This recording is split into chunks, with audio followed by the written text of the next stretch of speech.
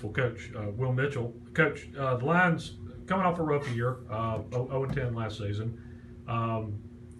That was your first year moving up to 2A from 1A. You'd lost a big group of seniors the year before that, and then injuries hit you pretty hard. Sure. Even though there were a lot of things that you could use to explain what happened, you decided to use that to kind of take a look at a big picture look at the program. You have to, I think. We sat down, and there were a lot of things happening that we might not necessarily be able to control, but it still caused us to look at every aspect of our program and ask ourselves, okay, we're doing this.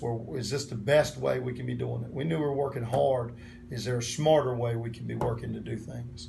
And we made some changes, especially in our off-season program. Like I said, we've always worked hard here and always done things and built toughness, conditioning stuff. Just we changed some things about the way we kind of formulate our off-season program, and we've been very pleased with the results so far.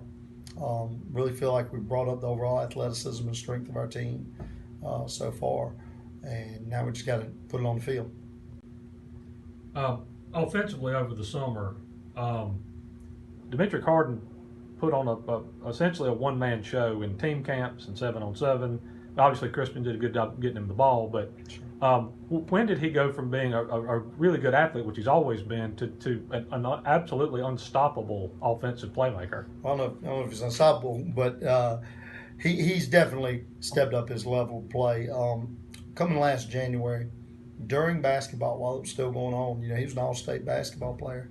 He really came in January and kind of set the tone he embraced the weight room. He's always worked out. He just took it to another level and got itself, and it started to show itself not just in how he looked and stuff, but also in his basketball. Much more stronger rebounder, much more explosive around the basket itself.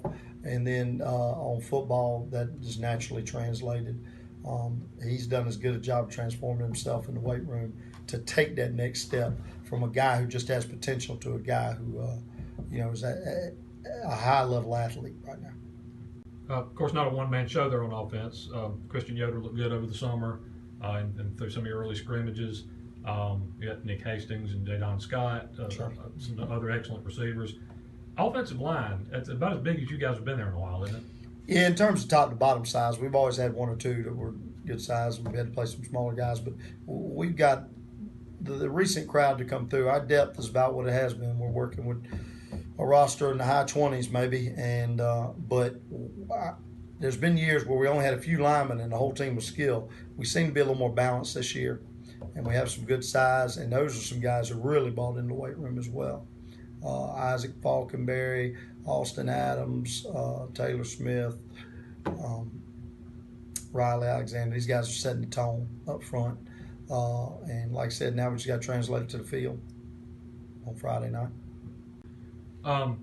Defensively, not real big up front, pretty smallish actually, but really active, and you guys are going to play to your strengths on that side, aren't you? We're going to try to. We really are not very big, like very small, maybe the smallest line I've been involved in, but very fast, very athletic, a little nasty streak, not scared.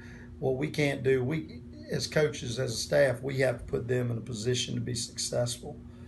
We can't ask a kid that weighs 155 pounds to line up in one spot head-to-head with no lineman and just run a board drill with them every day. Our kids are game. They would do that, but it's not going to be very effective for us altogether. We have to play, like you said, play their strengths, quickness, move them around a lot of aggressiveness, a lot of penetrating, attacking style up in our front six. Of course, schedule hasn't changed really. I mean, you're still in 2A, still in a really tough 2A region. Sure. Chesterfield, Lee Central, Pageland, the outer region schedule stuff. For this to be a good season, what needs to happen? Health is obviously one big part based on last year. Just took the words out of my mouth. The kids have put the effort in, the coaching staff. The investment's been made. We need to be healthy. We need to continue to do the things that got us, that have improved us physically. We need to continue to attack the weight room during the season and work on our speed during the season. We got to be I feel like we're more physical. We're definitely more experienced. We got to do the smart things not to beat ourselves. We can't have the turnovers. We can't have the special teams mistakes. And we can't let things. A lot of times, our final scores were terrible last year, but if you watch us early in the third or quarter or so, the scores were still pretty reasonable. And what would happen is things would snowball. One mistake would kind of chain reaction to another and another, and you just end up with kind of a runaway there at the end. We need to kind of play the next play, kind of be short-sighted about that, and go ahead and if a mistake happens, park it, move on, and play the next play.